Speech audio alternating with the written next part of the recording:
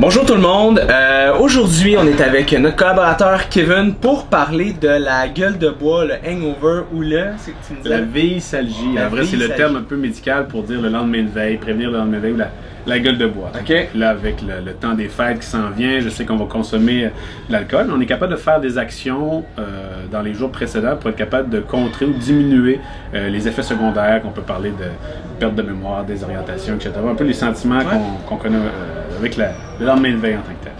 Donc, il faut savoir, j'ai lu une étude récemment sur justement la veisalgie aux États-Unis. On parle que la veisalgie, la gueule de bois, diminuerait la rentabilité de 148 milliards de dollars en termes de pertes monétaires sur le côté rendement au travail. Donc, les pertes de productivité qui sont présentes, plus les absentéismes à cause d'une... C'est pas les grands buveurs, c'est les buveurs légers à modérés qui occasionnent ça à cause qu'ils se lèvent le matin, prennent congé, prennent 148 milliards, c'est énorme pour eux. Donc, il y a quand même certaines personnes, c'est peut-être volontaire, d'autres, c'est involontaire. Donc, ces personnes-là qui voudraient prévenir cette gueule de bois-là, certaines actions à faire. Donc, première étape, c'est de savoir que fait l'alcool dans notre corps. Très simple. L'alcool ou l'éthanol va être dégradé en deux éléments, qui est l'acétaldéhyde et le malondialdéhyde. Okay? Deux éléments, qu'est-ce qu'ils font? Eux, dans le corps, ils vont créer un stress oxydatif, ils vont créer des radicaux libres. Donc, ce qu'on veut, c'est contrôler ça. Si on est capable de contrôler les dommages que ça crée, on va être capable de s'aider pour diminuer les effets secondaires. Donc, comment faire pour contrôler le stress oxydatif que l'alcool induit? En augmentant nos antioxydants internes, comme le glutathion, ça c'est un élément, la glutathion qu'on connaît. Et comment qu'on peut augmenter la glutathion? Par le NAC qu'on appelle, donc le N-acétylcystéine, qui est un supplément qu'on trouve, qui a beaucoup d'autres aspects intéressants au niveau de la santé, mais qui va aider au niveau de contrôler les radicaux libres par la dégradation de l'alcool, qui va augmenter nos antioxydants internes. Si on veut aussi augmenter les antioxydants externes, les plus connus, on les connaît, la vitamine C et la vitamine E vont être les deux qui vont aider à contrôler le côté oxydant.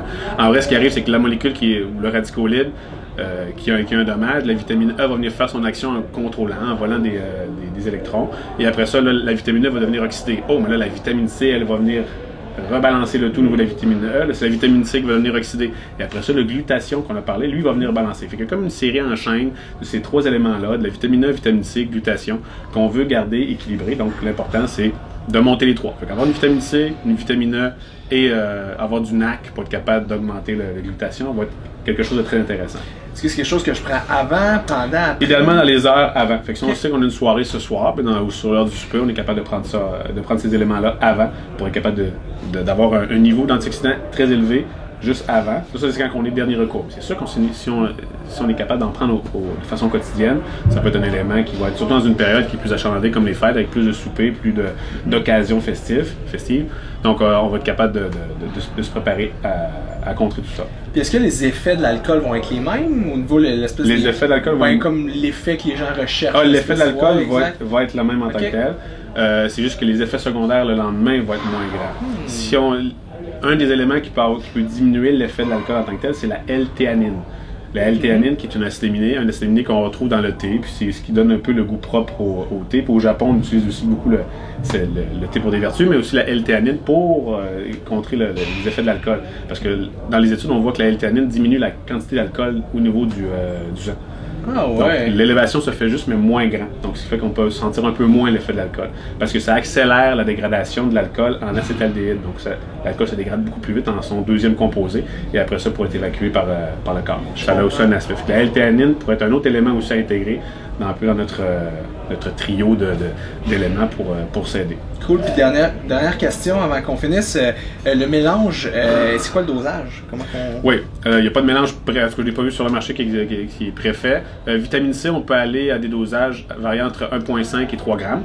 Donc, précédent. La vitamine E, idéalement, on peut y aller avec du 400 unités internationales de vitamine E. Et idéalement, si on est capable d'avoir de la forme gamma-tocopherol, qui est une autre forme de vitamine E, va être intéressante.